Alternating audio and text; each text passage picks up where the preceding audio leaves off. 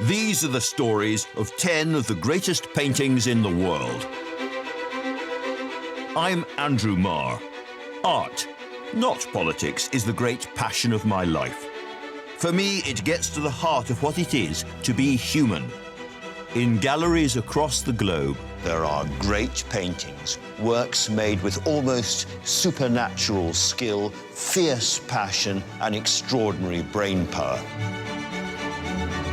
Now I want to tell stories behind some of the most iconic images in history, pictures like Leonardo's Mona Lisa, Van Gogh's Sunflowers, and Turner's Fighting Temeraire, paintings that represent the pinnacle of what people can do with paint and bristles. He created a brand new way of depicting the world. The colours would fizz and pop on the surface. It was like you could touch these people. It was like the portrait could speak to you. Behind every picture, there is a story. I'm going to peel back the layers to find out more about the lives of their creators and the worlds they came from. There was something about this middle-class Florentine housewife that intrigued him. Why are these the paintings we all know and love? How were they created? And what makes them the greatest paintings in the world?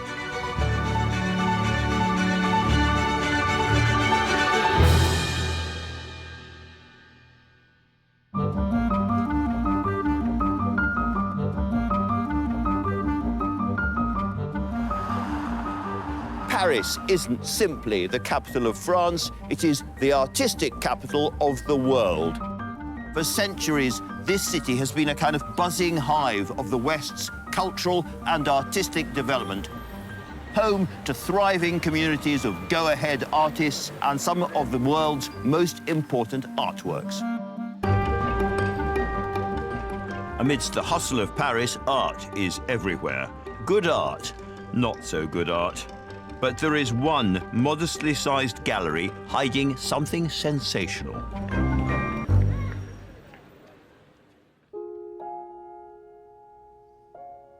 The Musée de l'Orangerie, built as a hothouse for oranges and lemons, holds one of the most extraordinary works that has ever been made. These rooms are the Sistine Chapel of Impressionism, and these are Claude Monet's Water Lilies. I've come here again and again, and I've been moved to tears almost every time. No artist had ever attempted to capture the rippling, heartbreaking evanescence of life like this, and no one has come close ever since. It's a 360-degree immersion into the glittering waterscape of a different and a better world. There are 8 of these huge, curved panels, and standing in this room, you are surrounded by them. It is an almost hallucinatory feeling. You have different moods and colors of the sky, wind scudding across the water, different times of the day. And it's very hard to know how close to stand to these pictures as well, because to really see any of them, you have to go to the far side of the room and look back from a long distance. And yet, to properly understand them, you almost need your nose rubbing up against the canvas so that you can see the blistered, scrumbled, erupting and falling effect of Monet's extraordinary paintwork, the fruit of many, many decades of arduous study. These were the last works Monet produced, working relentlessly for 12 years. With them, he created a vision of life that still speaks clearly over a century after his oil paint first dried. More than 1 million people come into these rooms for that sense of serenity, and they walk out feeling calm and serene and reassured about the world, which is exactly not the story of the origin of the pictures. Behind these giant canvases, there lies a story of personal tragedy, of a brutal war, and a tormented man with a final, insatiable obsession.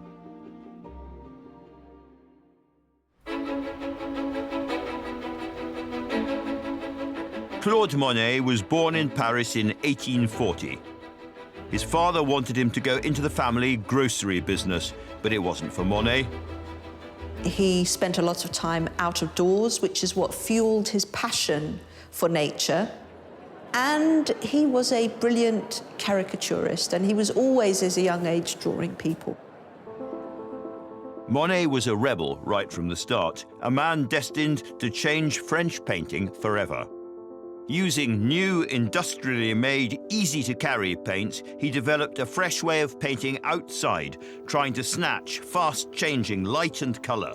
Like an athlete against the clock, he worked with a frantic urgency, desperate to catch a moment before it vanished forever. He would go out to the riverbank, set up and begin capturing very quickly the scene that he saw in front of him, catching the interplay between light and shadow, capturing how the light changed and getting this very immediate image.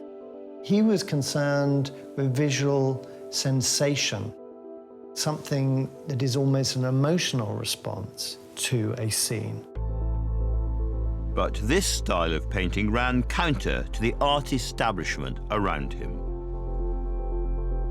You see the type of painting that was in fashion, very grand, serious, that today we dismiss as bordering on the sentimental. Painters were still doing mythological scenes or doing scenes from the Bible or from French national history, Joan of Arc, for example. And there was an appeal for painters to paint modern life. Monet really was the one who maybe took it to the next level. In 1874, Monet and a like-minded group of hairy young radicals had their first exhibition to showcase this new artistic movement. Monet's contribution was a beautiful painting entitled Impression: Sunrise. It was a dawn scene of fishing boats in the harbor, and he did it very quickly, probably painted it in the course of a morning or even less than that. It does just give a suggestion of what's happening. The shadow of the boats on the water, so different from everything that had gone before. But unfortunately for Monet, who was struggling to provide for his young family, the reviews of the exhibition were utterly damning. Most people thought they were sketches made in preparation for something that was going to come after. There is shock, surprise, hostility. The critics said, do not go and see this work. It's the work of madmen. It's bad for your health. There was a health warning. One also said they are impressionists in that they do not reproduce a landscape, but convey the impression it makes. That is what gives birth to the name Impressionism. It wasn't a name that they chose themselves. It was a name that a critic gave them. And yet in these early works, with their immediacy, their freshness, you can see the stirrings of what was to come. His art might hover over the calm tranquility of nature, an art of gardens, rivers and meadows, but as Monet fought to make it, he was an increasingly tormented figure. He would physically attack his canvas. He would take a penknife and slash it. He would stamp up and down on his canvases. He would put his foot through it. And he would also set fire to them. People would arrive and witness a kind of bonfire of the canvases as all of the work that he'd been doing for the past day or two went up in smoke. To develop, Monet would need to get closer to the source of his inspiration, to look ever deeper, to stare ever harder. Although Monet's career was forged here, in the heart of Paris, his own heart was always somewhere else. And in 1883, in middle age, he decided to make a momentous move, which would change the paintings he made for the rest of his life. And it would mark the beginning of an obsession that would lead him to the creation of his monumental Water Lilies.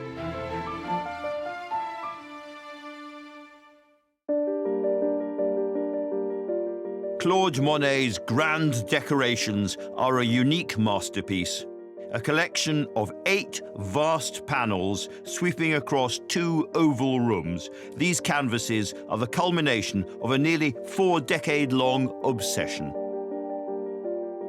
Water lilies, which in French are called nymphias or nymphs, have become as associated with Monet as, for instance, sunflowers with Van Gogh.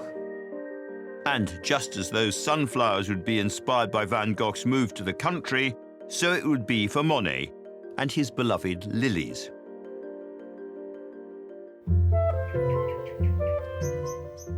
In 1883, Monet arrived in the small village of Giverny and fell in love with a pink farmhouse, whose woodwork he painted a bright green. This would become a home for him and his growing family for the rest of his life. Plunging into its large, overgrown garden, he could shape nature to feed his art. At Giverny, it's hard to spot where the gardening ends and oil painting starts. The only time he found he was happy was when he was surrounded by nature and colour. He planted everything very consciously and created a kind of canvas, a living canvas that he could paint. And alongside his studio and his work, this would become a busy family home. Monet lived here with his two children, Michel and Jean, and, after the death of his first wife, his new love, Alice Ochde, and her 6 children. His great-grandson, Philippe Piguet, remembers visiting the house as a young boy. Nous venions souvent ici, tantôt pour venir chercher des œufs, du poulailler, tantôt pour aller pêcher avec mon frère au bassin. Ou bien alors il y avait un autre jeu qui nous plaisait beaucoup, c'était de jouer dans le grand atelier des nymphéas. On s'amusait comme des fous, on était gamins. The house and gardens that would become Monet's inspiration, his refuge, have remained today exactly as they were when he lived here. Nous sommes ici dans la salle à manger de Claude Monet. C'est une salle à manger que je connais bien. Petit, j'ai mangé à cette table. C'est là où se tenaient les repas familiaux, une famille assez nombreuse, puisque Monet s'est installé ici à Giverny avec ses 2 enfants et avec Alice Ochde et ses 6 enfants. It was the beginning of an extraordinarily productive decade. Monet's obsession with nature led to the creation of some of the most famous Impressionist paintings ever produced.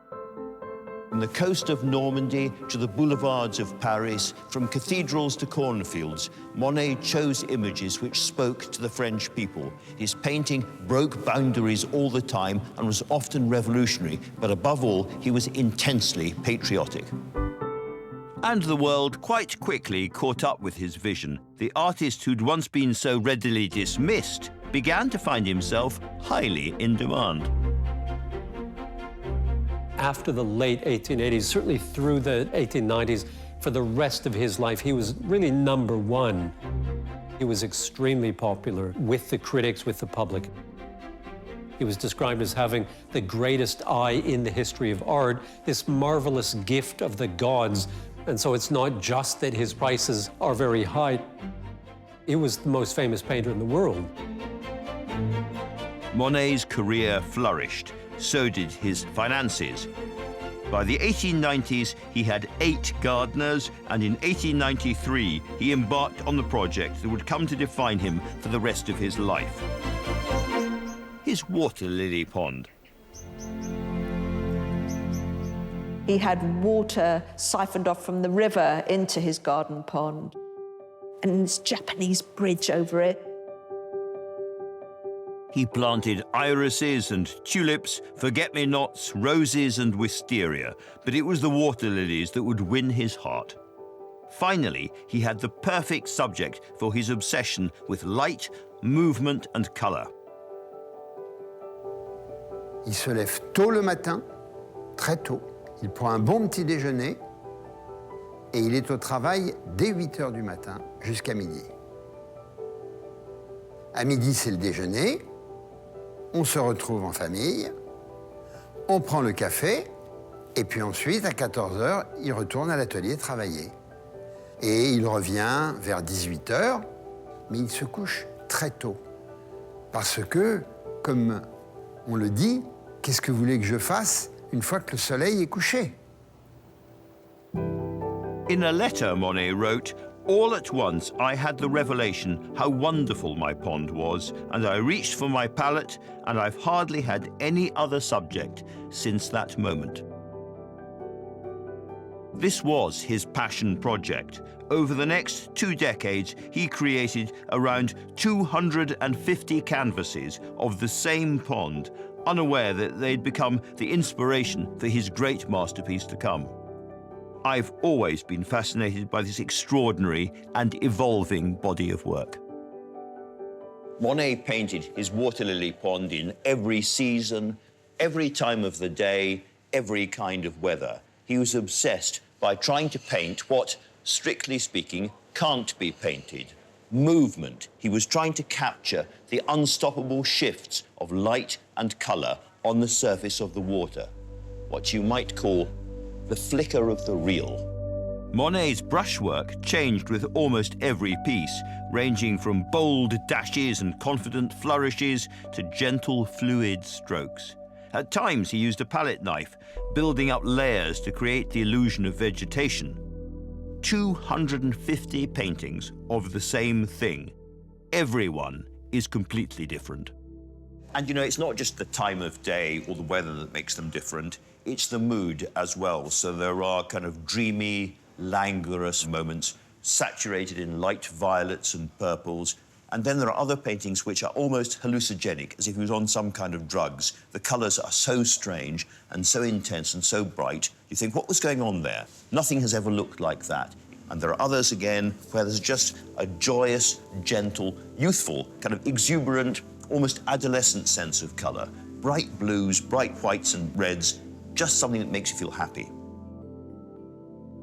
For more than 20 years, Monet had lived a quiet but intensely productive life, hidden away from prying eyes, making paintings of his pond, his garden, and his family. But then in 1911, this quiet seclusion was brutally ended. In 1910, Elise was diagnosed with leukemia, and she died in May of 1911. Monet understandably was devastated. Elise truly was the love of his life. And in his letters to his friends, he would say, "I am annihilated.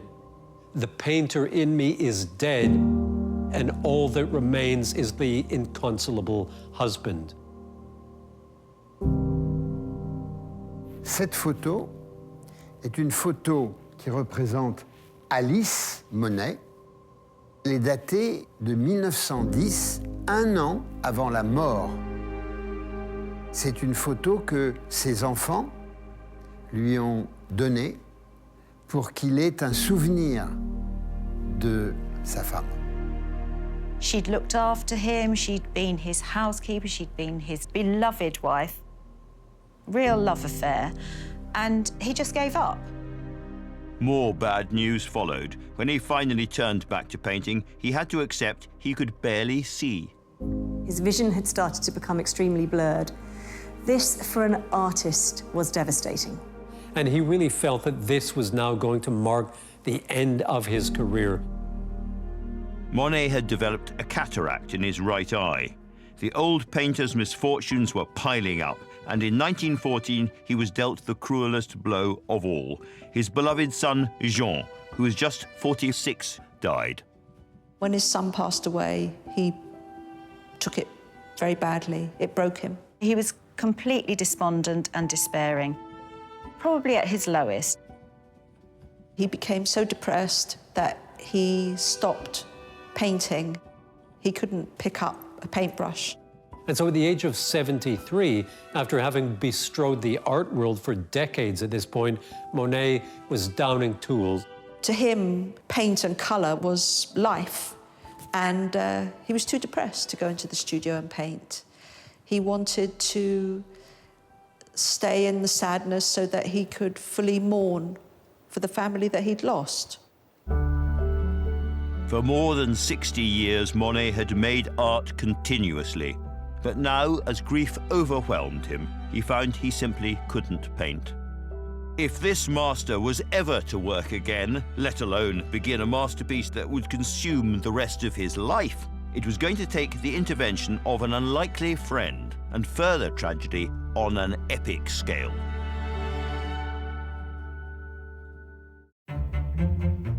In 1914, the world's most famous artist, Claude Monet, essentially stopped painting. Overcome by grief and failed eyesight, his paintbrushes and studio were left untouched until the intervention of a close friend, the former French Prime Minister, Georges Clemenceau. They'd first met in 1860s Paris when Clemenceau was a young journalist and Monet a struggling artist. The friendship between Monet and Clemenceau survived and thrived despite the fact, maybe because of the fact, that they were opposites in so many ways. If Clemenceau was the fearsome tiger, Monet was what Clemenceau called the hedgehog. And he always needed someone like Clemenceau or like his wife Elise, someone who could support him. Clemenceau would come to see Monet and chat to him, to lift him up and try and convince him not to be so depressed and to start painting that would cheer him up. And then between them, they discussed this idea that Monet had already had, but between them, the idea became bigger and more grand. And that project was to radically expand his obsession with the pond and the water lilies. This is something that Monet had gone back and forth with throughout his life. He's been painting the water lily ponds for years and years and years. And Clemenceau said, these are really rather good. And that was all that Monet seemed to need at that point. This would be more than a painting, it would be an experience in virtual reality. Le plus important dans ce projet, c'est le concept d'avoir pensé une œuvre à 360 degrés, donc une œuvre dans laquelle le visiteur est invité à être totalement immergé.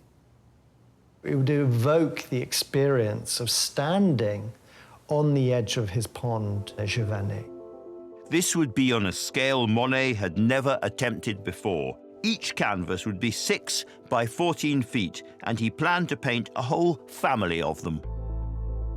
This was huge, this project. First of all, he had to paint the canvases in the garden because he didn't have a studio that was large enough.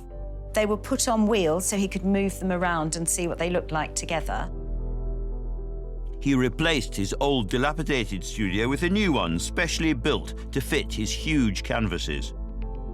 This was the greatest artistic challenge Monet had ever taken on, and time was not on his side.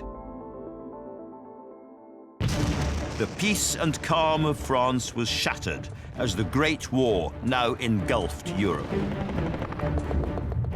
Giverny might seem a small, beautiful place, far removed from the Western Front, but in fact, war came to the village and really stayed there throughout the 4 years that Monet was working on his paintings. Most of the villagers hurriedly abandoned their homes, not Claude Monet.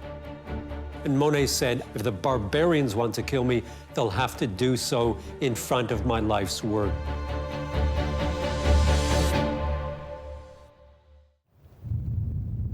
He could hear the fighting, he could hear the bombs and the shooting. Within the first few months, so many young soldiers were killed. The war was personal to him. Giverny was only 50 kilometers away from the front line, and his stepson and his son were both fighting. He was also growing vegetables in his garden, which he would take to the soldiers in the local hospital to make sure that they had nutrition. With the war in such close proximity, Monet's methods became dramatic, almost frantic. His grief and encroaching blindness produced a frenzy of creativity comparable to Shakespeare in his prime or the last years of Beethoven. Painting was such an important part of his life that it was also something that could inspire great rages. As with many artists, with great art comes great temperament, and Monet was definitely no stranger to that. Never before had this prolific artist painted with such urgency and from such a dark, desperate place. It was all-consuming. He did not stop. That's what he was doing dawn till dusk. Monet was literally painting these beautiful works of art as France was experiencing the darkest chapters in its history. It was descending into the abyss. 1 million people were dying in France as he was working. And that obviously was on his mind the entire time he was working on them.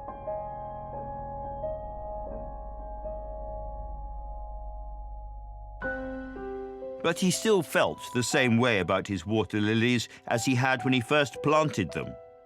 These landscapes of water and reflection have become an obsession for me, he'd written to a friend. It is beyond my strength as an old man, and yet I want to render what I feel. The colours became wilder, more outrageous. The brush marks became less controlled. His subject became smaller. It was all the pond. The only areas of sky and horizon are reflections.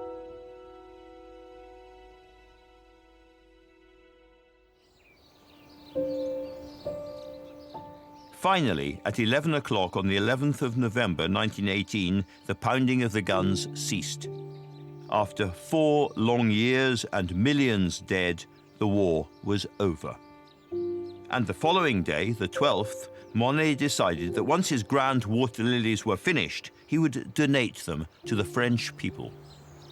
If you travel in France, you will find every small village has a monument to the First World War. It was a searing, traumatic national experience. Monet, too, felt this tragedy and wanted to make this gesture to contribute something that would perhaps help avert war again and at the same time commemorate the sacrifice of a whole generation.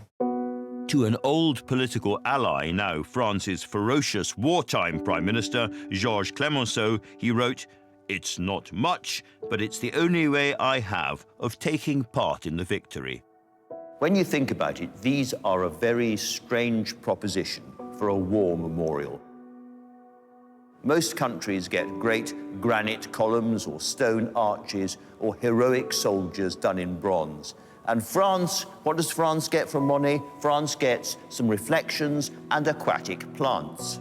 But what Monet, in his wisdom, realized was that grief-stricken, harried, anxious people needed a contemplative, even a philosophical experience.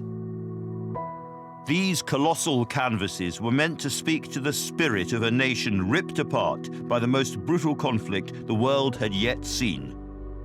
But rather than hand them over at the moment they might be needed most, Monet couldn't quite let them go. Monet never felt that he'd finished his paintings, these grandes décorations that he called them. He always felt he needed to do more. He needed to add a bit of paint here, a leaf there, a petal here. Monet was a perfectionist, and I don't think he was ever happy with any of his paintings. I think he always felt they could be better. One of the wonderful quotes he has is when he wrote to Clemenceau and said, "When I am dead, I shall find their imperfections more bearable." While alive, he could never accept them, and he could never accept that this was everything that he could do. 8 years after the end of the war, on the 5th of December 1926, Monet died, aged 86. For his last moments, Clemenceau, the radical, patriotic politician who'd become his closest friend, was at his side. And on the day he was buried, a mist descended over Giverny. As one journalist said, Normandy became a Monet painting, almost as if the elements themselves were paying tribute to the artist who had captured them so beautifully for the rest of the world to see.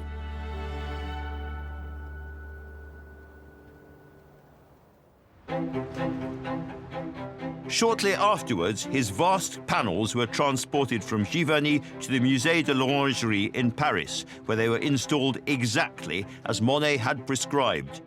There was nothing like them anywhere. The shape of the 2 oval rooms meant those who visited would have no sense of where the cycle of canvases began or ended. He'd very carefully decided which ones he wanted alongside each other, adjacent, juxtaposed and all in the gallery. They are exactly as he would have arranged them. We get to see, when we go into those two rooms, an art exhibition curated by Monet himself. These were the paintings that he hand-picked. He wanted people to be surrounded by them, which meant they had to be displayed in a panorama. What we would describe today as an installation that would be immersive. What Monet had imagined was a way for the viewer to escape into his world. Monet made these pictures so big for a purpose. They surround you, they envelop you. And because they're so big, you can't simply concentrate on one part of one picture for very long. Your eye is caught endlessly by the next thing. And as you let yourself be surrounded and enveloped by these pictures, you get a sense of timelessness, of endlessness.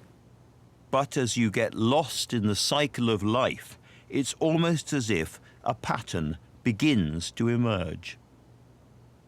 After a while, you realize that what's happening as one bit of one picture fades into another bit of another picture, as one color bleeds into another color, every color is changing and morphing and rippling around you, and you realize after a while that these are perhaps the world's only really successful paintings of time moving. The physical dimensions are really significant. The way in which you walk into an entire architectural space and feel as if you are standing there on the edge of the pond, looking across this surface. Monet's great installation would finally open to the public in May 1927. But the big question remained, would the world be ready for these paintings?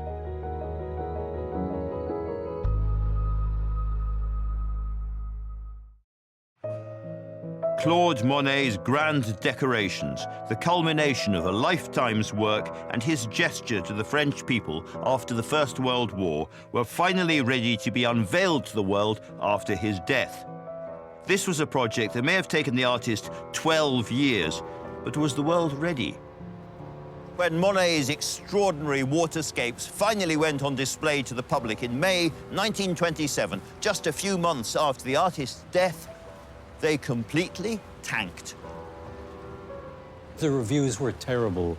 They said that he had left behind nature, which he had painted so convincingly for much of his career, and begun painting internal impressions instead. They were really criticised. Oh, scathing criticism. The critics said that he hadn't moved on from Impressionism. They really saw this as the work of someone who had lost his way artistically and maybe even lost his way emotionally or mentally. Monet's godson wrote that Monet died twice, once in Giverny in 1926 and then a second time with the opening of the Orangerie. Just as the world hadn't been ready for Monet's first exhibition 50 years earlier, so the same thing happened now. People did not come. Clemenceau was devastated. In June 1928, he observed there wasn't a soul there. As Monet's vast canvases began to gather dust, their tailor-made gallery was taken over for other needs. The space that was built for them was covered with false walls to show other artworks by other artists and other exhibitions. There were medieval tapestries shown in front of them. When the ceiling leaked and water dripped on the paintings, nobody really cared. And they used the room almost like a centre for other activities, dog shows even. That was humiliating enough. But in August 1944, towards the end of the Second World War, the Orangerie was bombed and Monet's canvases were damaged. It was a catalogue of relentless indignities. With shrapnel from Allied shells buried in the canvases, Monet's grand decorations, the work on which he had driven himself to exhaustion for the last 12 years of his life, were now effectively forgotten. As a final insult to Monet's work, in 1966, the Orangerie acquired a new collection of art. and one of the new gallery spaces was built directly over the room of the Water Lilies, cutting off these paintings so brimming with life from all daylight with a solid concrete ceiling. And that's how they remained for 3 decades. So, how were these extraordinary paintings rediscovered to the point where they became the most famous water lily images in the world?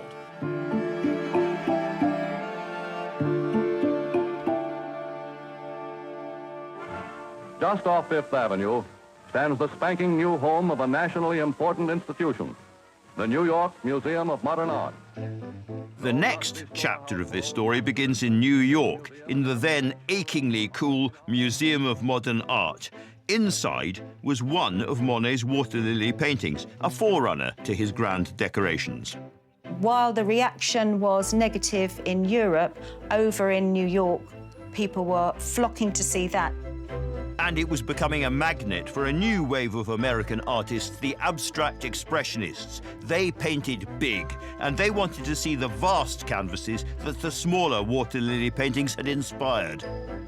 Every young American painter coming to Paris flocked to the Orangerie to pay homage to the great Claude Monet and to see these paintings that they had been hearing about for themselves. And they were astounded by them. They absolutely loved them, went back to America and started to paint, inspired by them.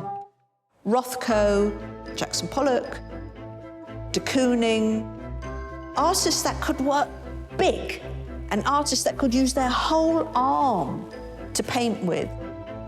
Monet, the master of European Impressionism, was now becoming a figurehead for American abstract art.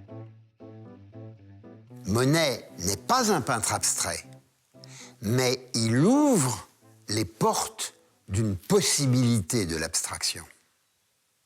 Et ça, c'est une qualité qui le met au sommet d'une histoire de l'art du XXe siècle. But although Monet's paintings were resonating with a new generation of artists, the Orangerie itself remained something of an embarrassment.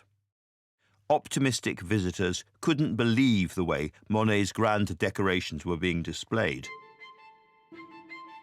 In 1996, it was finally decreed that the gallery would undergo a $36 million renovation to become a more fitting host to its rediscovered treasure. The responsibility was handed to the architect Olivier Brochet. Quand nous sommes arrivés la première fois à l'Orangerie, on avait l'impression de descendre à la cave pour aller voir les nymphéas. Brochet came up with a radical strategy to light Monet's masterpieces in a way the artist had always dreamed of. He decided to remove the concrete ceiling above the water lilies and replace it with a skylight, all without damaging the murals themselves. C'est un défi technique immense. Les murs que vous voyez, on ne peut pas la déplacer. Et on ne peut pas décrocher ces peintures du mur. Et donc ici, on est en train de construire l'abat-jour pour ramener la lumière. Et les nymphéas, dans les conditions, sont toujours là-dedans, comme celle-là.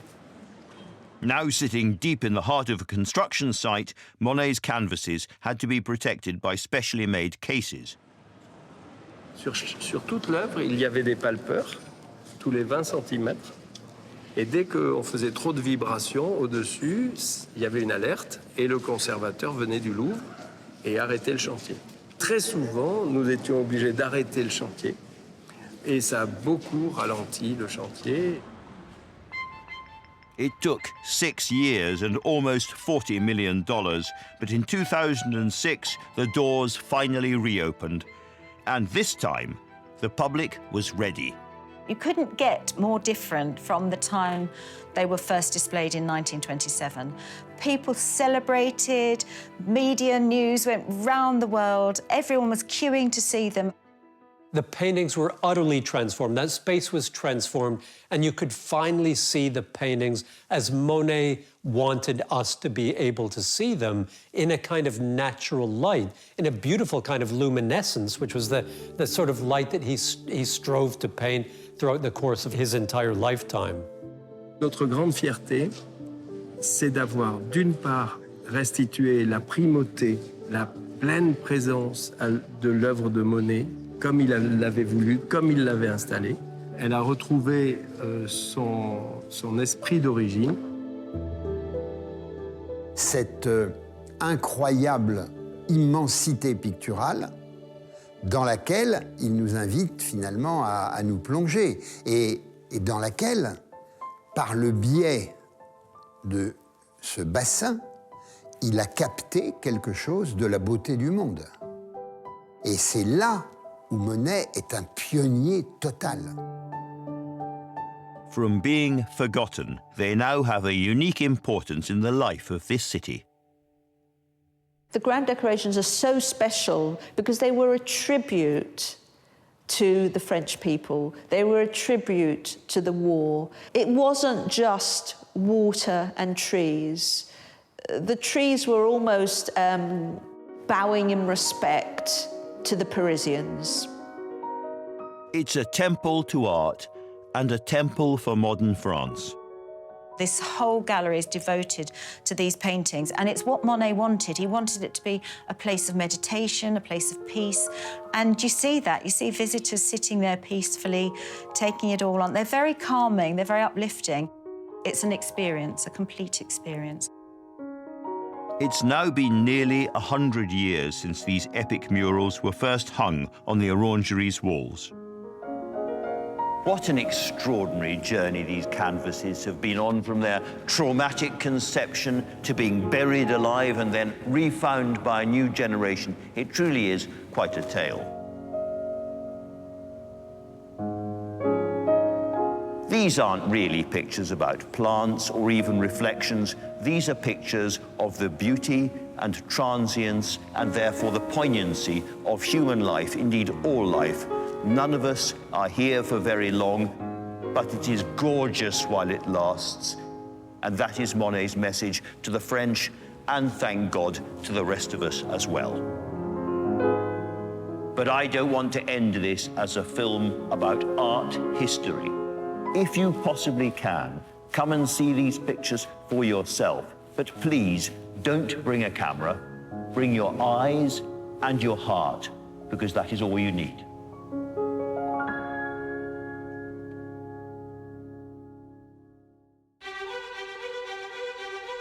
Next time, the quintessentially English landscape.